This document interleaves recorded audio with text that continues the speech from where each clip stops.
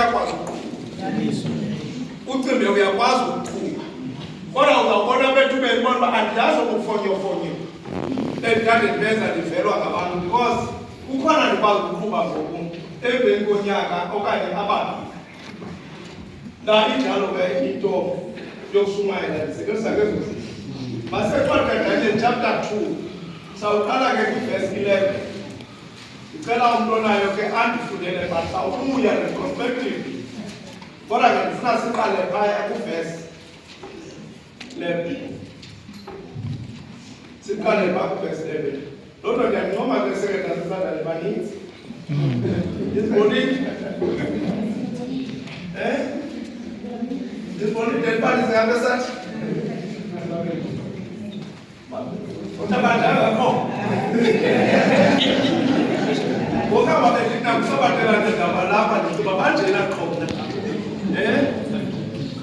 banoredi kandifundele ndekade before we start masivale kule nto yazi audience yami mixed so ndizakwenza i-overview ndandenza abantu kuqhubene abantu ngokwemigangatho eyohluka bekangukhathalele umgangatho nekuyama uyabhalansisa kuba abantu abazi-Bible readers kubekho abantu abeza enkonzweni bezokhula kwabantu abatsha kubekho abantu abadala funeka ngobonke abo bantu kungabi nabantu kuba siyakhona nokuthiwa i-differentiation ukhetashele wonke umntu ophantsi kwephahla lakho okanye kuloo klasi yakho ubani ozamfundela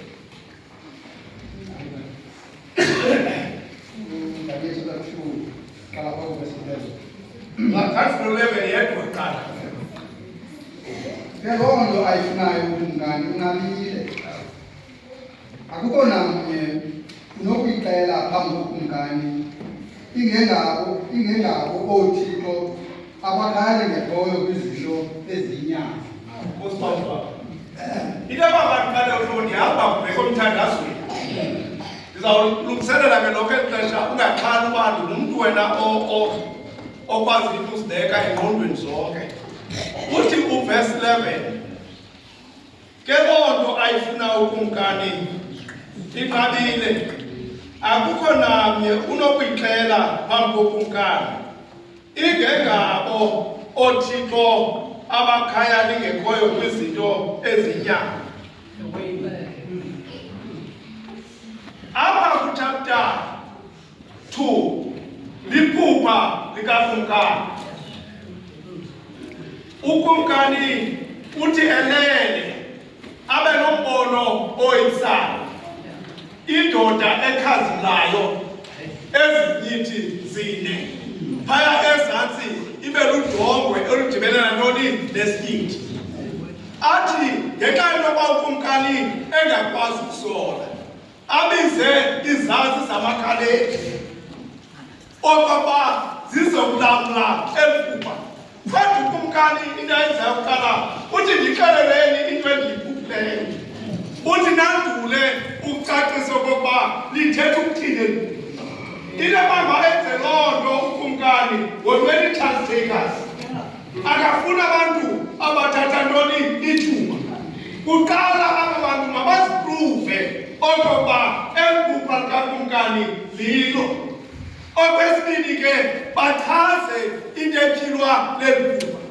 kodwa kuchapter 7 kuba ngexesha yanyanzeleka uba ziziqhube zombini apho ngumbono womoya bakathixo abavela ezulwini batshobozele elwandle xa bephuma elwandle bavela bengamarhamnwa amane loo marhamnwa omane amele izikumkani zehlabathi apha kuchapter 2 loo maxesha ezo zikumkani amelwe ziziqingatha zomzimba womntu ziziqingatha zomzimba womntu uthe ke xa besoyiswa ukulichaza ukuba ukumkani uphuphe ntoni amakhaleti kumkani wamisela ilizwi elibukhali lokuba zonke izazi zamakhaleti ezoyisiweyo kulichaza eliphupha ziza aqalaniswe ibe zijonga nendawo yokuya kwangasese. Ulo Thixo wam yejimsukisa isayo.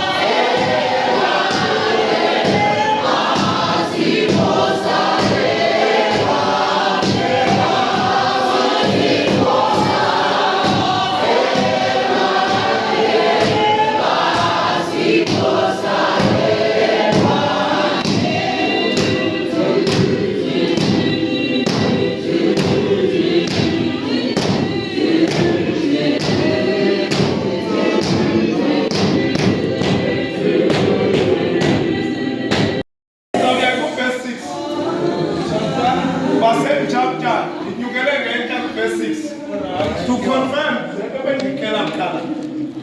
verse 6. Ukuba lithe nalixela iphupho elo nokutyhilwa kwalo nozuza kum izipho nemivuzo nembeko enkulu, ngako oko ndixeleleni iphupho nokutyhilwa kwalo. Nanso assignment. Nanso assignment abanikweyo. Uthi nina ndixeleleni iphupha. Uthi nokutyhilwa kwayo. Awusukwazi ukuchaza ukutyhilwa kwalo ungalixelanga ntoni iphupha. U-Arioki wamiselwa okokuba afumane amadoda uMakhaledi abakhwitsi nezazi ukuze bachaze into ukumkani ayiphuphe elele abuye ayixele into ethethwa leli phupha. Njengokungafumaneki ke umntu wamisela ukumkani umthetho onzima okokuba ezintsapho zibulawe imizi yabo ibe yindawo yokuya ngasese. Uvakaleke kwaloko okokuba kukho ubunzima kulo msebenzi awunikiweyo okokuba kufe abantu, kodwa ukumkani yena ufuna ukuyazi eyona nto ayiphuphileyo. You're 11 uthi ke loo nto ayifuna ukumkani inqabile akho namnye unomxela phambi kokumkani ingengoThixo abakhaya lingekhoyo kwizinto etheni ezinyama. Siyafana bethu kuthe kwaba njalo kwakhunjulwa amadoda asemthindweni oDanyeli okokuba nawo anikwe ithuba lokuba achaze eliphupha phambi kokumkani. Uthi ke 28 uDanyeli approachwa okokuba achaze le nto athi phaa emazulwini ukhona uThixo onako ukuzityhila ezifihlelo. Uthi make ndinikwe ithuba. Uthiwa makanikwe ithuba. Into yokuba ndithethe ngolu hlobo le lokishi yasesathi nento eyifunayo kuwe okokuba utyhile emele okokuba ucela ithuba uThixo okokuba uyityhile afika ixesha lokuba uThixo amnike umfake uDanyeli okokuba alixelele ukumkani. Wathi wena kumkani wabe ulele esililini sakho wamqala apha indawo ebekuyo. Wathi wena ulele esililini sakho uthi wabona indoda. Uthi le ndoda ibinentloko yantoni yegolide. Uthi xa thethayo ngaloo ntloko yegolide uthi le ntloko yegolide uthi nguwe kumkani. Uthi kodwa emveni kwakho uza obunye ukumkani uthi obunganeno kwakho. Uzibambeke le nto obukumkani xa bunganeno kwakhe uzawafumana phi na amandla ukuba abuthathe ubukumkani ibukumkani obuyi. Kungenxa into yoba xa ujonga kulaa picture ubona indoda eneengalo ezimbini ezisondezongalo kuba ezo zizikumkani ezimbini. Ubukumkani bamaMedi uthi nobomaPeresi. uDariyo noKoreshi badibene benza ubukumkani obomeleleyo ukuze babuthathe ubukumkani kubani? Nebukadnezar. Sihamba sonke bethuna. Now le nto yenziwa ngubani? nguThixo ebonisa. Mamela ke bethuna, lo myalezo zange usenkonzweni. Lo myalezo uye kwizikumkani ebeziphethe ilizwe ihlabathi lelo xesha. Yafuna bamongameli ezito njengoba beke ndatsho that even the Lord's Supper was never brought to the pulpit. Wasiwa kukumkani kuba uThixo ebesebenza ngokumkani. Ibilixesha loba uThixo athande ukusebenza njalo. Ubukumkani ke ubukumkani besibini obuzawufika uthathe emveni kobukumkani bokuqala. Ukumkani uxelwa le nto akayiboni biza kwenzeka njani ngoba amandla ngawakhe. Kodwa uThixo yena uyithetha le nto ingekenzeki. Athi buza ubukumkani obunganeno wakho obuza kuthatha obukumkani exela ubukumkani babaMedi namaPeresi. Siyabana bethu emveni koko ibe kubukumkani besithathu. Ubukumkani besithathu ubukumkani bamaGrike. Ubukumkani bama bethuna, this is not something a fiction. Ayonto iqanjwe nje yihistory le eqala ngo606 BC isenzeka ibonakala iqhubeka kodwa uThixo waphuma etshatshalazeni. Wayazi uThixo into engekenzeki ezakwenzeka ingekenzeki. Waxelwa emveni kobukumkani kuza ubukumkani besibini. Emveni kobukumkani besibini kuze ubukumkani besithathu. Ubukumkani besithathu ubukumkani bamaGrike obukhokelwa nguAlexander the Great. Alexander the Great xa imisela obukumkani waqeqesha iindlovu zinezipiye ezikhulu wazilungisa okokuba zibheke emfazweni zibuthathe ubukumkani kumamedi namaperesi. Kodwa into yamoyisayo uAlexander the Great zange uyiswe ndoda, woyiswa ibhotile. Yamimoyisile ibhotile, yambetha olala kompoto, kwavela ubukumkani besine, ubukumkani besinyithi. Siyabona bethu, ubukumkani besinyithi, isinyithi ke yi-iron. Isinyithi yintoni? Yintsimbi. Ubukumkani baseRoma, ubukumkani bukaKesare, ubukumkani beCaesars. Kuba uKesare, lethi uKesare iyafana noFaro, yitayitile uKesare. Njengoba noFaro itayitile, emveni kukaKesare kungena omnye uKesare. uYesu Kristu ke bathandekayo enkosini uzalwa ngeli xesha lobukumkani. Ubukumkani obunzima, ubukumkani obunzima, ubukumkani bentsimbi, ubukumkani obomeleleyo. uThixo abenze uba ibe bukumkani obungwanyalala, kodwa uThixo wenza inceba kuba wenjenje uThixo ukulithanda kwakhe ihlabathi, uthe wathanyana wakhe ekuphela kwamzeleyo, ukuze bonke abantu abakholwayo kuye bangatshabalali, endaweni yokutshabalala babe nobomi obungaphakathi. What a wonderful God! uThixo onako ukuzixela izinto zasekugqibeleni ekuqaleni.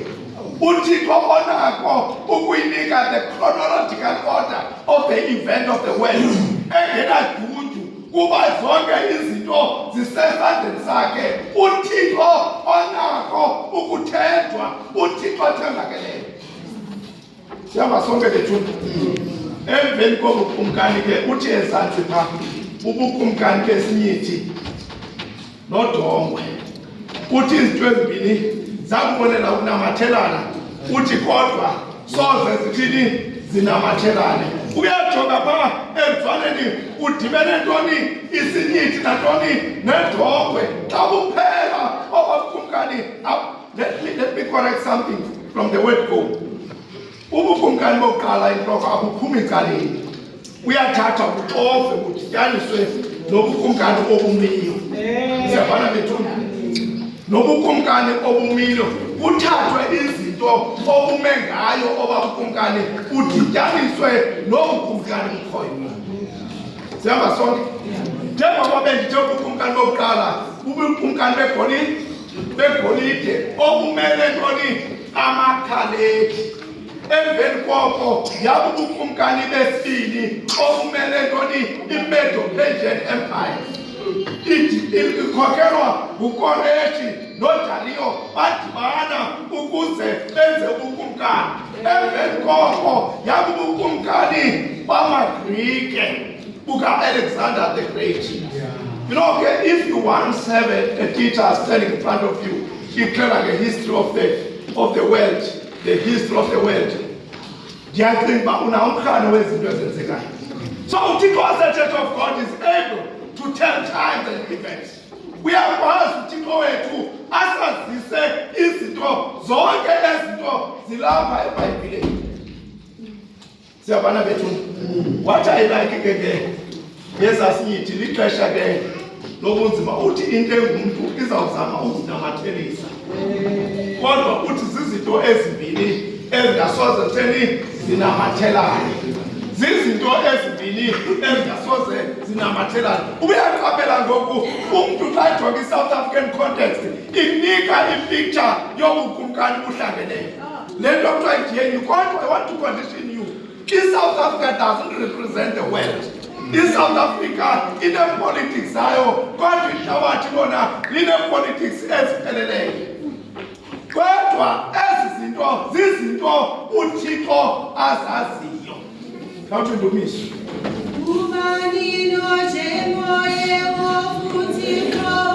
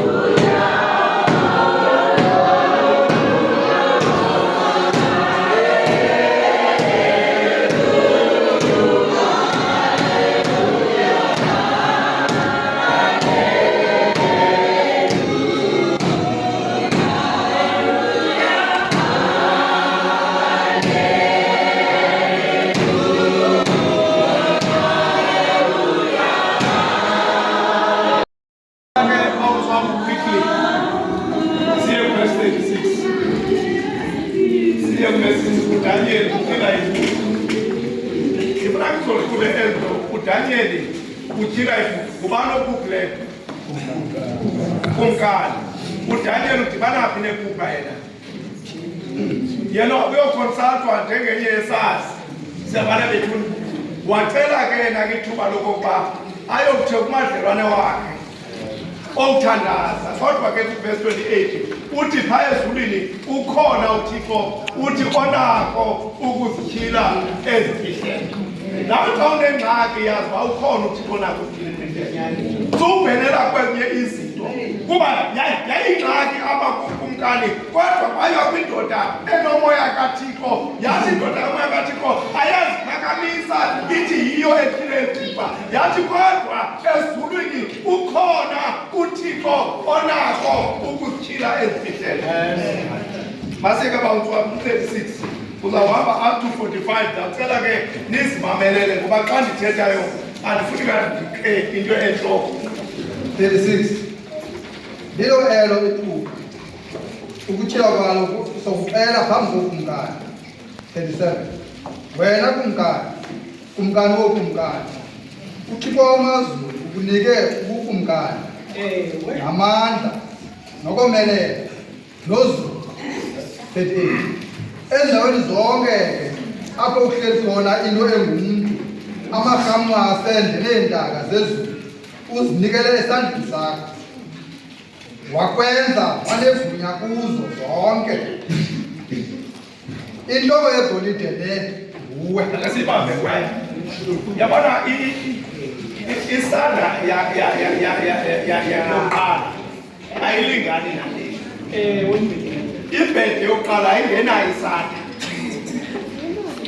ingenayo ijongo zii-developments eziye zikhula ngokwexesha xa kuthiwa ukumkani waseBhabheli ekulawula yonke into nezilwanyana ziphantsi kwesandla sakhe ibilihlabathi lelo xesha ihlabathi liba nawukhula kunyanzeleka into yoba umntu omnye angakwazi ukulimaneja njengoba ndinale ndawo simi kuyo zange ibe ngaka zisuka zange ibe ngaka yabona naxa uthetha ngalo mhlaba ibibhede lisezantsi qha yazovela le indawo isada ingamasiyi into ethetha ukuthi indawo iyakhula nangeli xesha aphetheyo umfo kaThixo ihlabathi lelo xesha belinganganga uba ililo ihlabathi leli xesha siyabona wena uthi ke intloko yegolide nguwe kumkani ndenze into yoba nomntu ocingayo athi no one man can be able to rule ihlabathi lonke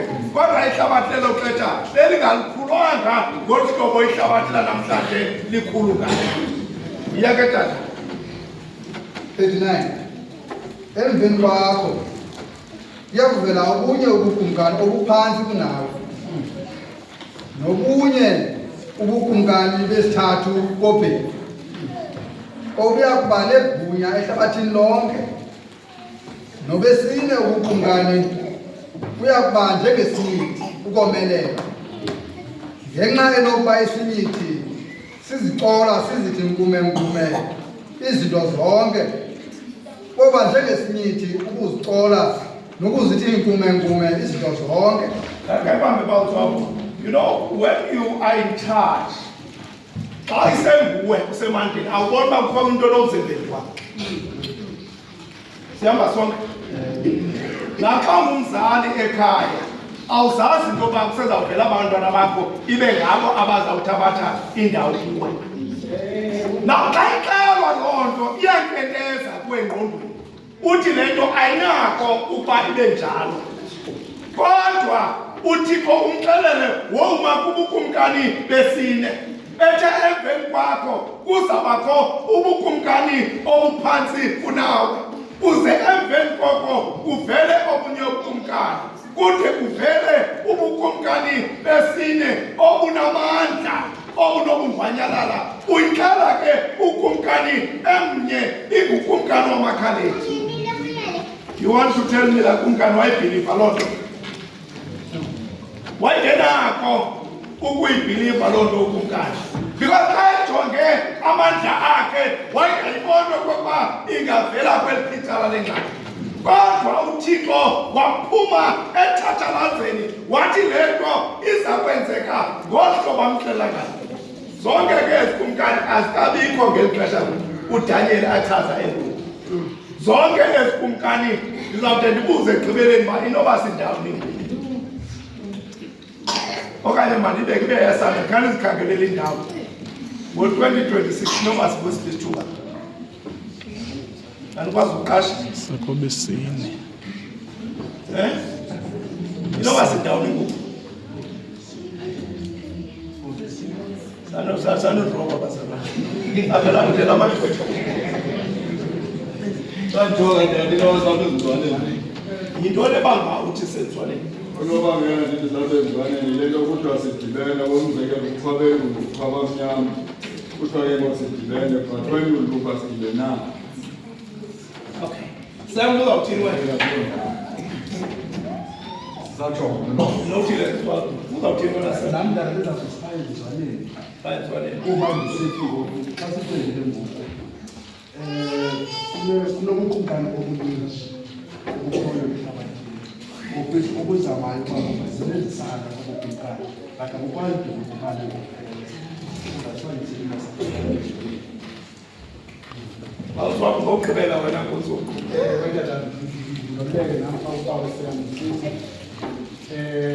zininzi iimpaka ezikhona ngoku kodwa xa ujonga ungayikwenza uxolo alugqibeleko uxolo zonke apha usemke ayizimane ewe kunzima uTrump ebedibene nabantu neChina ne siyabona bethu iChina ke ithatha indawo yeRussia is beginning to take over from Russia i-east ne-west yabona la milenze milinye laa ndoda omnye umele i-west nantoni ne-east imele i-west nantoni ne-east imfazwe izawuqhubeka phakathi kwala milenze izawuba ngathi ngena inyoka phakathi kwala milenze kuba ihlabathi lizawusongwa nguThixo but ithini le nto ngawe wena mthetho mkhosi xa uqonda uba sikwelaa xesha ithetha uthini ngawe le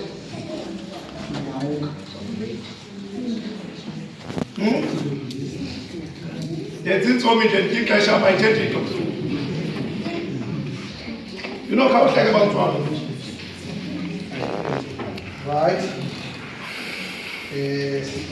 41 wazibona nje iinyawo neenzwane beziludongwe lombumbi ngenxalenye sisisenyithi ngenxalenye ubukumkani obuya kuba obahlukeneyo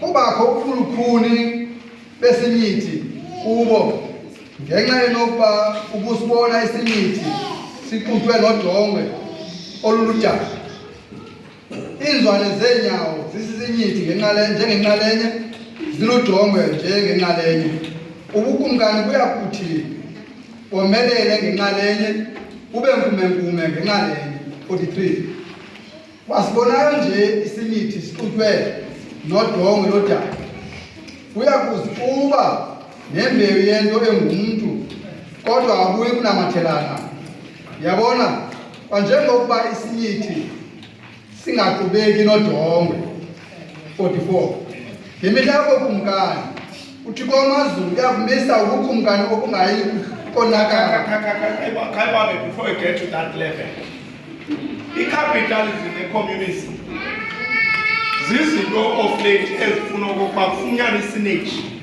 zidityaniswe ezinto zivane kodwa yinto engasoze ithini yenzeke yinto engasoze yenzeke uyabona ngeli xesha kuphuma oMandela uqoba ndirifarishe kumntu sasiqiniseka uba sifumene inkululeko engafuziyo sasolatha izindlu apha eKomani sithi sizawuhlala kulapha sizalugxotha kusika 90 degrees sinethemba lento yokuba sizawuphuma enkululekweni uThixo xa ezakukhulula uqale axothule ithemba lakhe kuba uThixo akamfuni umntu onethemba ukuthi uThixo musa ukukholosa ngamanene angenalo usindiso uThixo xa ezamjongisa yona ntothi ngomnyaka wafaka kumkani uUzia ndayibona inkosi uThixo uthabasusa ithembe lakhe siyabala bethuni noba uzinikele kwipolitika ngaba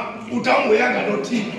Uqala uthixo abone lento ubambelele kuyo, aqale uthixo ayenze igexe phambi kwamehlo akhe ukuze lisuke ithemba lakho kuye lijonge kuthixo. Siyahamba sonke. So ndingumntu ozilandelayo ipolitics fortunately, kodwa ke ndiyayazi uba ikamva lethu liphina. Ikamva lethu likuthixo, ngoba nguthixo akukho freedom charter eyayikasixelela ngezazikumkani zozine. Nguthixo yedwa oyasixelela ngezazikumkani nokulandelelana kwazo kwabanjalo. Kwabanjalo. So ndizawungena ke kwisigaba ezikumkani ziphethe nangoku i-communism ne-capitalism zizinto abazama ukuzidibanisa ukuze zibe nokuhamba kunye. Uthi kodwa zizinto ezingasoze thini zinamathelane, ayonto iza kulunga. Masithathe kwi-South African context. Ngubani owayecinga into yoba ngokusabe qoqo into ziqoqwayo? Hamba ke sithethe nenyani. Ngubani owayecinga okokuba uthixo ke laa nto uyivumele kwi-South African context okokuba elathembe belibona uba sinalo alincothule uthixo ukuze xa kolathwa ithemba elitsha iintliziyo zethu zivume okokuba uthixo ulithemba lethu elingagexiyo. Sihamba sonke bethuna. Yabona kuqala ungenako uyithetha le, kodwa ke uthixo wenzile. Khawuhleke bawuthwama ndilwa nexesha. 44 imihla yokumkani uthixo wamazulu uyakumisa ubukumkani obungayi konakala ngaphakade. Obo bukumkani akuyi kusala nabantu bambi, uya kuzixola uzigqibe zonke ezo zikumkani ona bume unaphakade. 45 ngenxa yenokuba wabonayo ukuba ilitye lazithwebula entabeni kungengazanga lasixola isinyithi nobhedu nodongwe nesilivere negolide, uthixo omkhulu umazisile ukumkani okuya kubakho emveni koko. Iphupha liqinisekile ukutshilwa kwalo kuyinyani. I like the closing statement. Uthi iphupha litheni liqinisekile, ithi nokutyhilwa kwalo kwintoni.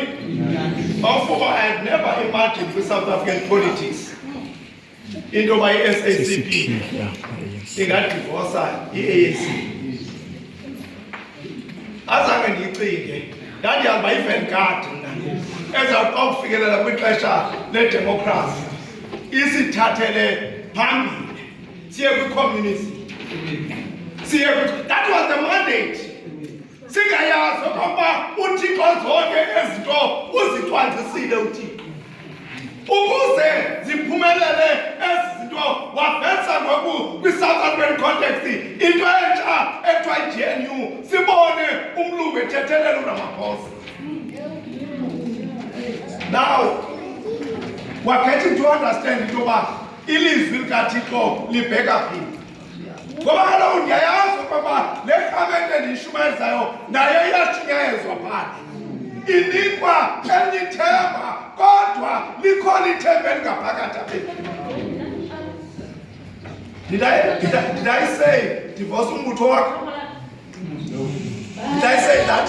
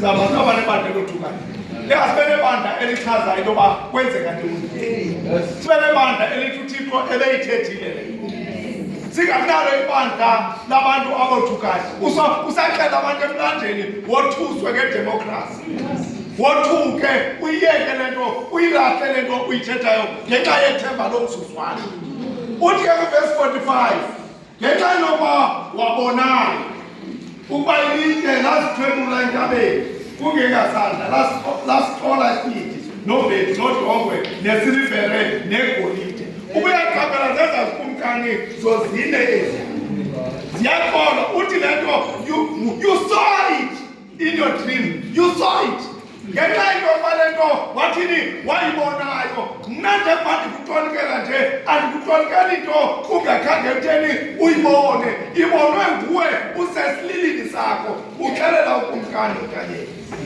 uthi ke kusuka ilitye lizithwebule uthi ungengasanda uthi liwuthole umfanekiso ukuthabathela ezwaneni uthi umququ njengezanda zasehlotyeni uphethethwe ngumoya uthi ungafinyelelwa ndawo uthi ke likhule eli litye luwuzalise umhlaba wonke uthi obo ubukumkani besihlanu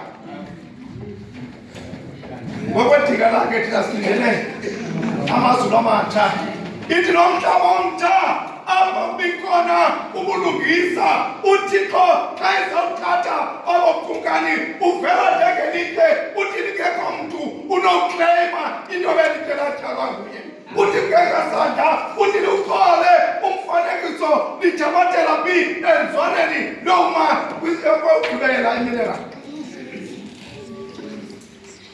uthi likhule uthi liwuzalise ntoni umhlaba uthi obo ubukumkani bengabi elolitye abalidlayo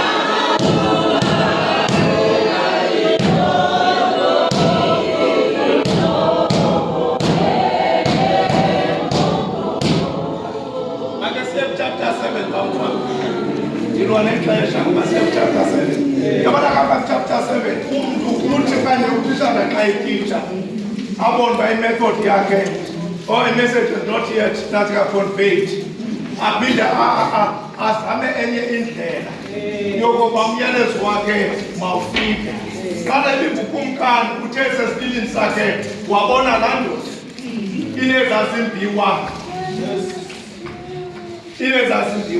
kodwa ekugqibeleni uthe ijongile loo ndoda uthi kuke ngasandla wafika umfanekiso wabethwa lilitye uqala phi yabona laa nto yaliqalanga entloko why lingaqalanga entloko Isaiah has been devoured by the next empire. Obunye besithathu baginywa bobesine. Ngoku yona ebikela uqala enhloko because that golden head is no longer there. Ngoku yonke lo mcimbi ulapha ezizwaneni. Elalike lifika isisinyithi nodongwe bezama ukwenza some intermarriages. Yabona umthatho kasonakele ke. Ubizwa bonke abantu ababekho ngokuseni. Abethunye uliqobu uthethelela lowa. So bekuthini athi ngibone ntato musangene. Uqala wabulisa unyana wakho ndabona awunanyana. Awusoze ulunge xa unakeleyo. Soze unjena nalona bazawuthi besenza i-treaty after treaty besenza intermarriages between nama-governments. Kodwa loo nto ayizulunga ngoba umlomo kaThixo uthethile. Ngoba umlomo kaThixo uthethile. Sihamba sonke. Awukhomoloze usele ifiksile engafiksekile. Umkhandlo zine zazinikwe ithuba kodwa zinika ubukhosi kwizilwanyana zasendle uthi neentaka kodwa uThixo wafikelela ixesha loba abubhukuke ngelitye. Sihamba sonke. Now khazipozishine wena xa lifikela litingonela uba ndaba. Ngonela uba ndaba. Yabona mama kanti uqele nyani i-Church of God iqhandile. Cha ikhona indlela esingayiphethanga kakuhle la-Church. Siyoyika uthatha yona rightful position yethu to lead ifraternity yokhona. Ikhona umathalala nje osibambileyo. Andiyazi noba usuka kwangendawo kodwa ukhona nje umathalala obanga okoba singacaci. Ukhona umathalala omnyathelelana phansi ukuze singacaci ilizwi likaThixo kodwa uThixo icebo lakhe ulibekile kule ndlu. uThixo icebo lakhe ulibekile kweli bandla kodwa mhla yasuka le kwethu uhlele lo mpathalala ikhona indlela uThixo nasibeka kuyo. As now the city state formation which is unique to this church kodwa asibonakali. Nesekethe ziyanzozotheka. You can crisscross the country, but we come to my second to see. You go to another church. I am I didn't know if I can find.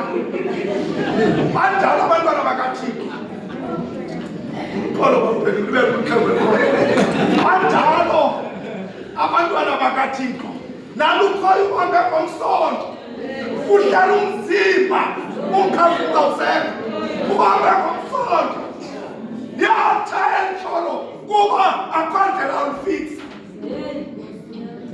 yatshaya entlolo. You ask me, you will be told even in future that you were told what I'm telling you. Ethuna uyabonakala umuntu kasengese kumongo apha phakathi. Umbona uhleli umongo awusekho umongo. Umthixo ongenamongo uyavepha. Uphalala lamgubo ungaphakathi emthini. Ngoba umongo utheni womile. Wakoma umongo uyajika ube yipowder. Uthi awugqibela uzifunele intunja zokuphumela ngaphandle. Uzifunele intunja kuba ndiyaphosisa nqinelani inyaniso. Let's go to chapter 7.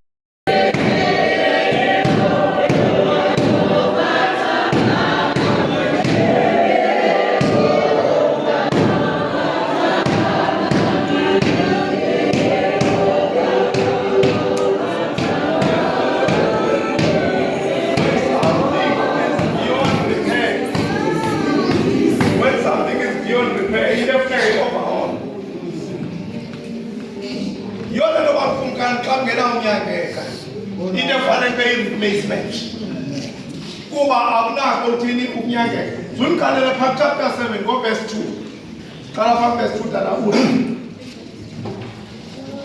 Verse 2.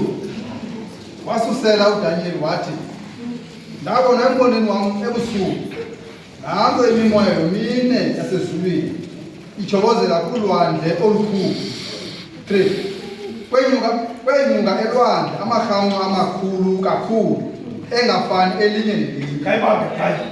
Now, imimoya Yesu. This is the message from God. Isuka lemimoya ichobozele phi elwandle. Xa iphuma elwandle ivela ingamarhamwa amane angafaniyo, ilelo lohlukile kwelinye. So umyalezo osuka kwani uThixo. Hamba tata. Verse 4. Elokuqala libe linjengengonyama linamaphiko okhozi. Ndalibona ade amaphiko alo aqina, lafumulwa emhlabeni lamiswa ngeenyawo njengomntu. Makamelane le kumkani uNebukadnezar wasiphakamisa. Siyabona bethu enamaphiko wasiphakamisa iminyaka esixhenxe wotya nenkomo ngenxa uthini yokuziphakamisa. Umele ke lelaqhamwa lalingonyama linamaphiko kodwa lathini achithwa amaphiko alo. Lasifumana lithothwa ngubani?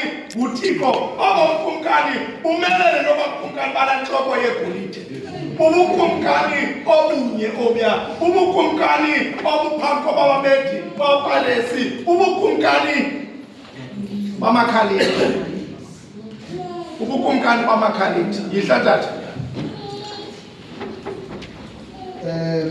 Lafukulwa emhlabeni lamiswa ngeenyawo njengomntu lanikwa impilo yomntu. 5. Nalo elinye iqhamwa elesibini linjengebhere, laziphakamisa ngacalanye, linembambo ezintathu emlonyeni walo, phakathi kwamazinyo alo. Kwathiwa kulo, suka udle inyama emihle. Khayibambe phaya. Nalo elinye iqhamwa lesibini linjengebhere, laziphakamisa ngacalanye, limele izandalo zombili. Now, uKoreshi noDariyo abalingani ngepower. Omnye ngumalume, omnye ngumtshana omnye. Siyabana bethuni. Ubukumkani besibili, ubukumkani beMedo-Persian Empire. Bubo obu buthathe ubukumkani bamakhaliphi. Ngenxa yentlanganisela kamalume nantoni nomtshana. Kwenzeka ke ngoku oba bukumkani. Kodwa ke ngoku unembambo uyayijonga labhere kandiyiboni mna. Inembambo ezintathu emlonyeni kwathiwa mayidle inyama etheni eninzi. Zisikumkani ke ngokumkani angahambisaniyo nobukumkani besibili, ubukumkani babaMedi nobabaPeresi. Siyabana bethuni. Naw ke ngoku wonke umuntu engathi unentshaso ngakulo kumkani ufumana a very serious punishment, to be devoured. Yiyo le nto uvele usezambambo zintathu kuba ngokumkani abathathu abangahambiyo nepower le ye-world ukuze ubunganga babalokumkani bungaphazanyiswana. Sihamba sonke. Now yihlathathi swami. Verse 6. Emveni koko ndabona nalo elinye linjengengwe, linamaphiko entaka amane emhlana alo, lineentloko ezine. Irhamqa elo lanikwa ibhulu. Khayeke tata kaphinde. Emveni koko ndabona nalo irhamqa linjengengwe, linamaphiko entaka amane emhlana for swiftness. Namaphiko omane enzele isantya ukuze obukumkani uhambe ngantoni? Bobesingapho obukumkani? Bobesithathu. Njengoba besithathu bimbani umnikazi wabo ebakhokhele. Ebehamba ngantoni? Ngendlovu. Alexander wayiqeqeshe indlovu ne-long spears ukuze aloyise ihlabathi ngokukhawuleza. ndithi ke wathi uAlexander abayithobile akayifumana i-opponent walila uAlexander kuba edinga umntu anokuba naye wade woyiswa ukuziphatha woyiswa ibhotini wabeke ngokuya khawuhleketswana ndithathwa kakhulu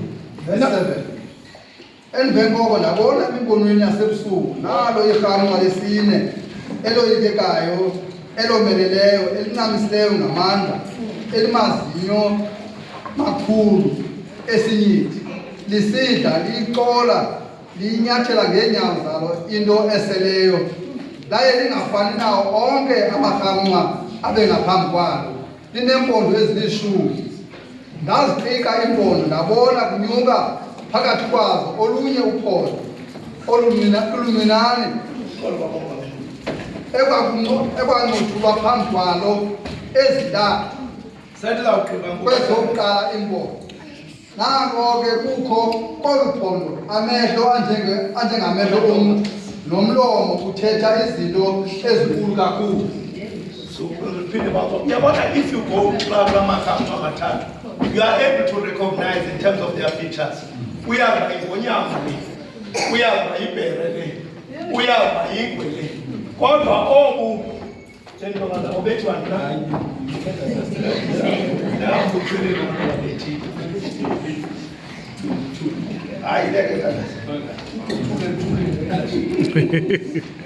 Uyabona apha senzenzela ugqiba sibe nepicture aba bokukumkani ubo umelwe yintoni ingonyama enamaphiko obelandela ubabameli nobaperesi umelwe zezingalo zombili nawo obukumkani uhamba kweli cala lika-chapter 7 and ndifuna sibe clear kule nto abangakho ngonyama ziphuma elwandle uqale kusuke umoya kuthixo wangena elwandle wavela ungamarhamncwa amane ingonyama ingwe nantoni ibhebhere nengwe na uthi ke ngoku obu eli rhamncwa lesine belingafani nalinye lala mandlelwane alo belirhamncwa elinamazinyo entsimbi liyiqola yonke into elifumeneyo liyinyashe ngenyawo lithi lesindle ngamazinyo liyicinezele nangenzipho zayo apha ubukumkani besine ubukumkani baseRoma yi-Roman Empire. Siyabana bethu now uthi ke ungathiwa bona irhamncwa lesine umphefumlo wakhe akonwaba wangangayazi into ethethwa leli rhamncwa lesine angayazi into ethethwa leli rhamncwa lesine bobukumkani ke ebachama ngakwenza wambi umthetho kuya chapter 7 go verse 25 irhamncwa lesine lachama ngakwenza wambi umthetho nantoni namathuba lachitha ubhabhatizo ebethetha ngayo lachitha isabatha lamisela i-Good Friday lamisela iChristmas lelirhamncwa lesine. Siyabana bethu apha kwenzeka there was a marriage between ubukumkani nenkonzo kwabakho umtshato phakathi kobukumkani nantoni nenkonzo ukuze kuthuthiswe amanye amadlelane wokholo ukuze ke irhamncwa lesine uthi ke ezimpondo waziqiqa nje zibe zilishumi kwawa iimpondo zantathu ezimelele nezamabutatu. Siyabana bethu laze esikhundleni sasezimpondo zintathu uthi kwavela uphondo oluncinane lakhula linomlomo njengomntu linamehlo lathetha into ezinkulu linyalisa abangcwele uthi nabasenyangweni uthi lacamanga kwenza wambi umthetho namathuba. Yabona ke le nto iqhubeka apha yokhonza ngomso yobebekhonza Friday salucimba into ezenzekeleyo awaliceboleke ndawo uthixo delayed akafika kwirhamncwa lokuqala. God delayed as well kwirhamncwa lesibini and God further delayed kwirhamncwa lesithathu kodwa kwelesine zanganyamezele wathumela inyana wakhe ebuza ngubani wasiyela wathi uYesu Kristu unyana kaThixo ndiyikhobawo wathi thuma mna uzelwe kawo kumkani umelwe yile milenze. Le milenze yi-east ne-west. Siyabana wethu. Apha ngoku Israyeli ehamba umbamba Israyeli kathela ngosirayeli. Icela zethoba umoya. Mani bamthanda Israyeli. Amthanda Israyeli. Israyeli uhamba no-Trump. Political. Khale ndivumele ndithi ngokobuso uhamba no-Trump. Now when icala yiRussia, kodwa iRussia ibonakalisa iimpawu zokutyhafa. iChina ke ndidingxamile is going to take nangoku uyaqaphela kule veki bekudibene i-west ne-east zadibana ezankokeli zisavana okwangoku. Kodwa kuza ixesha loba lingabani ukuze ivela imfazwe yehlabathi, imfazwe ye-Armageddon ezawuqhamuka esixeni selizwe. Izawuvela le mfazwe and at the center of it, the oil. Bubutyebi at the center of it. Because the interest for Trump, bubutyebi but abayazi bahamba necebo likaThixo. Iceba uGod ndizawuhlakulela ngoku. Ubunikele abantu bandibona bandithini bandibona uba make ndikuselele uba umongameli besidlile moso wasemoyeni mora. Ngoku sithi masikhangele ixesha but before I sit down ukuthini. Yabona imali ukufa kweSouth Africa. Ubona into entsha iconcept entsha ye-GNU. Never thought uba i-ANC ngokudibana ne-DA balaleke kuqela. Loo nto zange uyicinge noyicinga uba ingenza. Siyabana bethu xa kuyiwa kule impeachment committee i-ANC na-9 i-representatives zayo, i-DA inangaphi na-5 bazawudibana. The rest ke kuyawuxhomekeka uba iwakweliphi icala. Siyabana bethu nale nto ndiphethe ithetha kamandi ndikayahamba idibanisa inyawo inento eyimeleyo kwisiprofeto. Inento eyimeleyo kwisiprofeto nezithembiso ezenzayo akunekanguncancela mele udulibane kuba kukuThixo wethu. KukuThixo wethu omisela amaxesha. Ndiza ke ekusondeni ngokuba andifuni into yoba ixesha limoshwe ndim. Kodwa ke kubalulekile next time ndithatha kwe-level zaba specific in terms of details. Ndichaze iminyaka ngokuhamba kwayo, ndichaze ke those political nazca heads zoyi-10 zoyi-3 ezazithotyiweyo. Kodwa ke ndiyafuna okokuba bendithe ndinike i-overview okokuba xa ijongela chart umntu akwazi uba ayahamba ngamaxesha uThixo awawaprofetayo ngenxa engaphambili. Siyabana bethu abaluleke uba uThixo awazi. uYesu Kristu ke nguye elilitye elithiwe ngasanda kodwa alikafiki eli xesha lobukumkani. Abanye abantu bayalala ke bangcwabeni nawe usezawulala kodwa into ebalulekileyo funeka ulale phezu kwemisebenzi yakhe. Xa likhala ixilongo lokuqala uvuke kwixilongo lokuqala ibe liwaka leminyaka, emveni kwewaka leminyaka kukhale ixilongo lesibini. Xa ndihlayo kuba umongameli ndithi abantu baphandle basemnyameni baxhomekeke kuthi but the way ke abantu besalumela ngayo ndiza kuyenza abantu basimamele kodwa sisaqhuba ngolu hlobo basumanyelwa ngabantu and as such we cannot save anybody. Asukwazi usindisa namnye umntu. Ibalulekile kwazi ubungcwele bakho nzwabo kumele ukusindisa abantu abaninzi. Ubungcwele bebandla kumele ukusindisa because ukuze simameleke funeka abantu basibone ukuba inyani sizizidalwa ezitsha. Waba sisidalwa esitsha imisebenzi izawukhetha loo nto ukuze kubonakale. Ngaloo mazwi ke uThixo makasikelele esishwankathelo kuba i-call it sisishwankathelo ukonga amaxesha. Bawudawethu mandiyibuyisele kuwe because I'm not sure about times. Amaxesha.